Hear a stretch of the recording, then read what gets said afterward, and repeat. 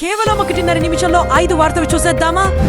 బంగ్లాదేశ్లోని మైమెన్సింగ్ ప్రాంతంలో హిందువు దీపు చంద్రదాస్ హత్య కేసులో ప్రధాన నిందితుడు యాసిన్ ఆరాఫత్ను పోలీసులు అరెస్ట్ చేశారు. మతదూషణ చేశాడన్న తప్పుడు ఆరోపణలతో దాస్ను గుంపుగా దాడి చేసి చెట్టుకు కట్టి హతమార్చిన ఘటన దేశవ్యాప్తంగా సంచలనం సృష్టించింది. దర్యాప్తులో దాస్పై మతదూషణకు ఎలాంటి ఆధారాలు లేవని అధికారులు స్పష్టం చేశారు.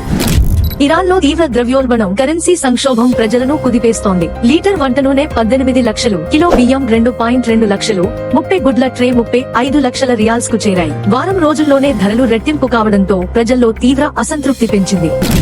కోల్కతా సాల్ట్ లేక్లోని ఐపాక్ ఆఫీస్పై, ఐపాకో ఫౌండర్ ప్రతీక్ జైన్ ఇంటిపై కోల్ స్మగ్లింగ్ కేసుకు సంబంధించిన ఆరోపణల రీత్యా ఎన్ఫోర్స్మెంట్ డైరెక్టరేట్ అధికారులు దాడులు జరిపారు. 2019 లోక్సభ ఎన్నికల తర్వాత నుంచి తృణమూల్ కాంగ్రెస్, ఐపాక్ కలిసి పని చేయడమే ఈ దాడులకు కారణం అని నిపుణుల అంచనా.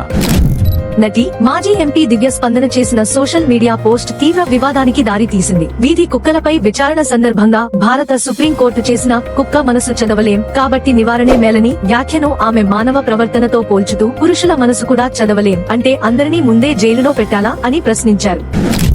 ఎక్స్లోని ఏఐ చాట్బాట్ గ్రూప్ ద్వారా అసభ్య, లైంగిక కంటెంట్ సృష్టించడంపై కేంద్ర ప్రభుత్వం అసంతృప్తి వ్యక్తం చేసింది. మహిళలు, మైనర్ల ఫోటోలను మార్ఫింగ్ చేసి అనుమతి లేకుండా లైంగిక చిత్రాలుగా రూపొందిస్తున్నారన్న ఆరోపణలపై ఎలక్ట్రానిక్స్ అండ్ ఐటీ మంత్రిత్వ శాఖ నోటీసు జారీ చేసింది.